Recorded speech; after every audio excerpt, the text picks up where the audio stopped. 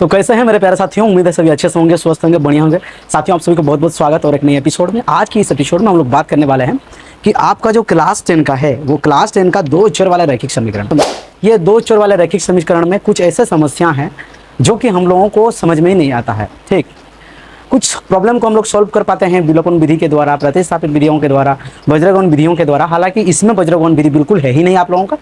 तो हम लोग जो चर्चा करने वाले हैं वो है कौन सा विधि, आपको बता देते हैं। वो हम लोग प्रतिस्थापन विधि के बारे में चर्चा करने वाले हैं।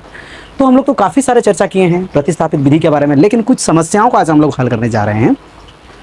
जैसे कि आपका प्रश्नावली 3.2 में एक क्वेश्चन से है, निम्न समस्याओं को रैखिक समीकरण युग्म बनाइए और उनका हल प्रतिस्थापन विधि द्वारा ज्ञात कीजिए। ये जो है आपका बेटा आपको दिखाना चाहेंगे, ये है 3.2। ये वाला हम लोग आज करने वाले हैं और काफ़ी बेहतरीन तरीके से आप लोगों को समझाने के लिए कोशिश करेंगे। प्रश्न जैसे जाएगा वैसे उसी हिसाब से हम लोग बनाते जाएंगे और हम लोग अपना रिजल्ट तक पहुंच जाएंगे। ठीक, तो चलिए हम लोग फटाफट उन समस्याओं को थोड़ा सा आपको पढ़ के सुना देते हैं। उसके बाद हम लोग उस चीज़ को डायरेक्टली हम बोर्ड में करेंगे और ये जो क्वेश्चन है उसको हम ऊपर में शो करवाएंगे। ठीक, अभी देखो क्वेश्चन ये है कि दो संपूरक कोण में बड़ा कोण छोटे कोण से 18 डिग्री अधिक है तो उन्हें ज्ञात कीजिए। आप लोगों को शो होगा ऊपर में कि दो संपूरक कोण में बड़ा कोण छोटे कोण से 18 डिग्री अधिक है तो उन्हें ज्ञात कीजिए कि वो दोनों जो कोण था वो कितना कितना थे।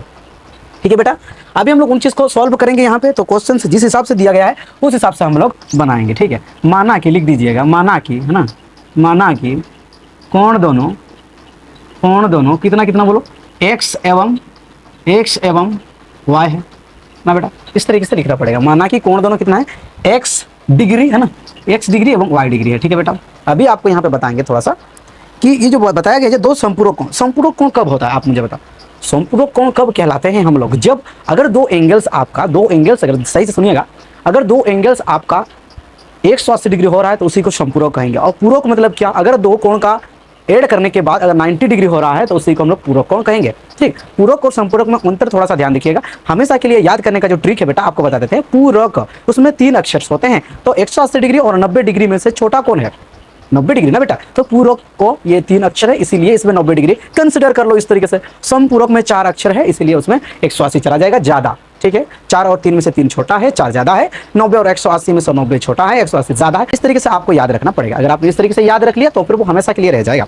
ठीक, तो हम लोग क्या किया, माना कि दोनों कोण x एवं y है। ठीक, प्रश्नानुसार लिख दीजिएगा, है ना।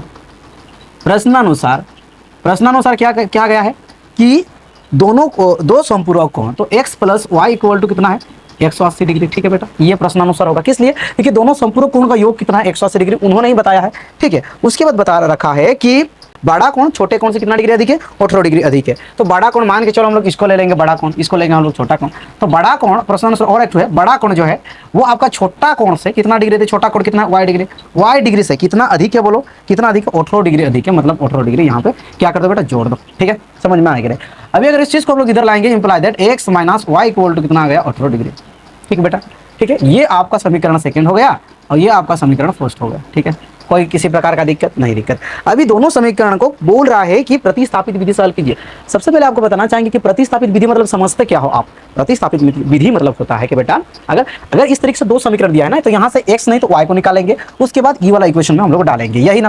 तो हम लोग लिखेंगे दोनों समीकरण को, है ना, दोनों समीकरण को प्रतिस्थापित विधि से हल करने पर, प्रतिस्थापन विधि से क्या करने पर बेटा, हल करने पर हम लोग हल करेंगे सेम इसी चीज को। तो लिखेंगे x plus y equal to कितना है, 180 डिग्री। ठीक है बेटा, x इक्वल टू कितना आएगा, 180 डिग्री और घाटा में y।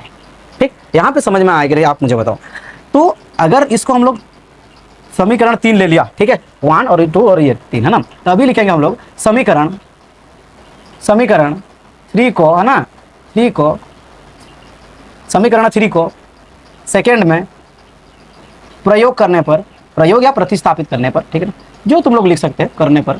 तो बेटा कितना करेंगे आप मुझे बताओ कि x इक्वल टू जो है 180 डिग्री और घटा जो y है ना बेटा, इस चीज को सेम हमको दूसरा समीकरण में लिखना है। तो दूसरा समीकरण कितना है, x minus y equal to कितना डिग्री है, 18 डिग्री है। ठीक है बेटा, 18 डिग्री है। तो अभी हम लोग क्या करेंगे, देखो अभी हम लोग करेंगे कि ये जो x के जगह में इसी चीज को बैठाएंगे, तो 180 डिग्री और माइनस में कितना है आपका y और माइनस में y इक्वल टू कितना डिग्री है, 18 डिग्री। ठीक है बेटा, समझ में आया कि नहीं, समझ में आया कि नहीं। मतलब ये माइनस y को ना यहाँ पे मैंने माइनस y ही रहने दिया, कुछ मैंने उसके साथ छेड़खानी नहीं किया है। ठीक है, x डिग्री के बदौलत मैंने इस चीज़ को बैठाया है। समझ में आ रहा है कि नहीं? अभी देखो 180 डिग्री घटा में y डिग्री घटा में y डिग्री जो है आपका, वो आपका लगभग जो है बेटा आपको बता देते हैं कि 180 डिग्री और घटा में 2y इक्वल टू 18 डिग्री हो गया। ठीक, अब इस चीज़ को आप सॉल्व कर दो।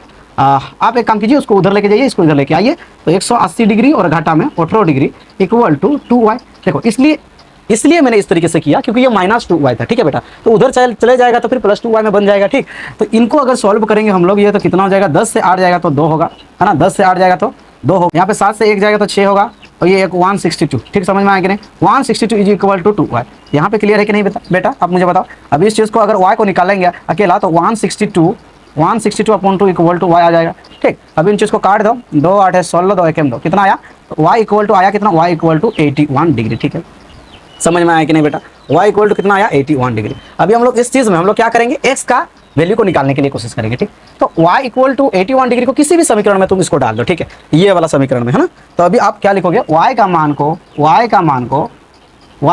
को समीकरण, कौन सा समीकरण में डालेंगे बताओ ना बेटा? समीकरण ये वाला, है ना, ये वाला दिखाई दे रहा है ना, x हम लोग ऑलरेडी निकाल दिया है।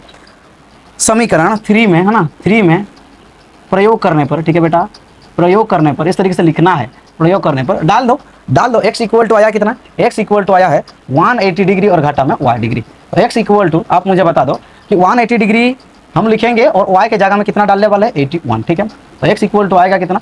x इक्वल टू आएगा आपका 10 से 1 जाएगा तो 9 होगा। ठीक है बेटा, और यहाँ पे आपका जो है वो 17 से 8 जाएगा तो 9 8 17, 99 डिग्री।